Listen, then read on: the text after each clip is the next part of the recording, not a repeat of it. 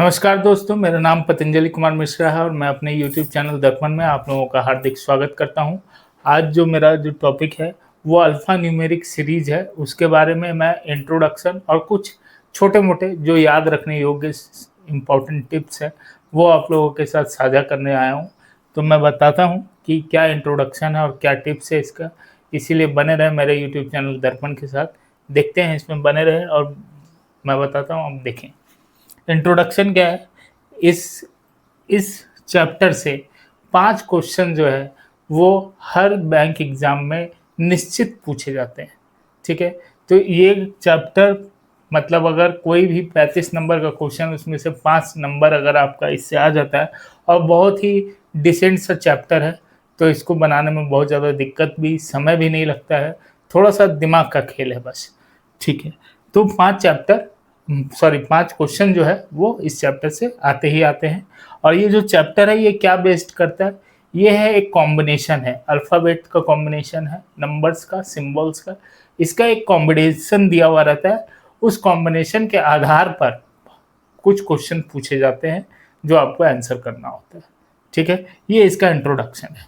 ठीक है, और इसमें कुछ टिप्स हैं, जैसे कुछ अल्फ़ाबेट्स हैं जैसे ए, बी, तो इसमें है पहला टिप्स है कि ए प्रीसीड्स बी। इसका मतलब होगा कि ए विल लेफ्ट टू बी। इसका सीधा सीधा मतलब यही है, जो अल्फ़ाबेटिक ऑर्डर में आता है वही अल्फ़ाबेटिक ऑर्डर इसमें होता है। ए प्रीसीड्स बी का मतलब भी वही होता है, लेकिन ये बताना इसलिए ज़रूरी था क्योंकि क्वेश्चन में इस तरह के वर्ड यूज होते हैं, तो आप लोगों को ध्यान रखने में आसानी होगा।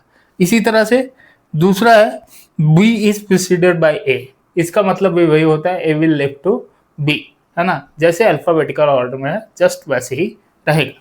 तीसरा क्या है, तीसरा है बी फॉलोज ए, है ना। इसका मतलब होता है बी विल राइट टू ए के बाद होगा बी। फॉलो का मतलब होता है बाद में। ठीक है, प्रीसीड्स का मतलब होता है पहले। ठीक है, और चौथा जो पॉइंट है वो है, चौथा पॉइंट क्या पूछता है, ए इज फॉलोड बाय बी। ठीक है, तो इसका जो मतलब होगा वो भी वही होगा कि ए के बाद बी आएगा। ठीक है, तो ये जानना जरूरी था। एक और टिप्स है वो मैं बता देता हूँ। चलते हैं अगला पॉइंट पे। अगला पॉइंट क्या है, इसका एक और इम्पॉर्टेंट टिप्स है जो जानना हम लोगों को इस सीक्वेंस के क्वेश्चन को आंसर बनाने के लिए सबसे ज़्यादा जरूरी है। तो चलते हैं इसको जान लेते हैं। इसमें 4 बातें हैं जो याद रखने योग्य है। पहला है कि अगर 2 लेफ्ट रहे, ठीक है, अगर क्वेश्चन में 2 लेफ्ट का जिक्र आता है तो हमको उसके नंबर को माइनस करना है फ्रॉम द लेफ्ट। ठीक है, अगर 2 राइट रहता है तो भी उसको माइनस करना है फ्रॉम राइट। ठीक है, अगर एक लेफ्ट और एक राइट रहता है तो क्या करेंगे, प्लस करेंगे फ्रॉम राइट। ठीक है, और अगर राइट और लेफ्ट रहेगा तो भी प्लस करेंगे फ्रॉम लेफ्ट। ये 4 बातें हमको सिर्फ याद रखनी है। जब सीक्वेंस का क्वेश्चन आएगा तब इस अल्फा न्यूमेरिक सीरीज का जब क्वेश्चन आएगा तब इस बात से क्लियर हो जाएगा। एक एग्जांपल दे करके मैं समझाना चाहता हूँ।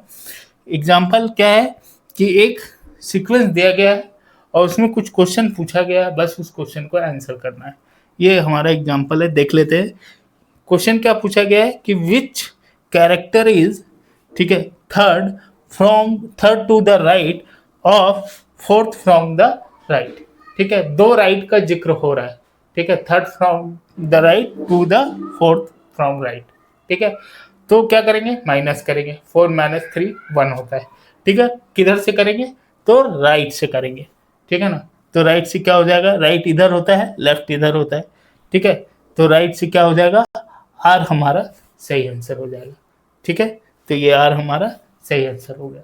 अगला जो मेरा इस सीरीज का जो वीडियो आएगा वो अल्फा न्यूमेरिक सीरीज के 10 क्वेश्चन पे आधारित होगा, तो देखना ना भूले दर्पण यूट्यूब चैनल को।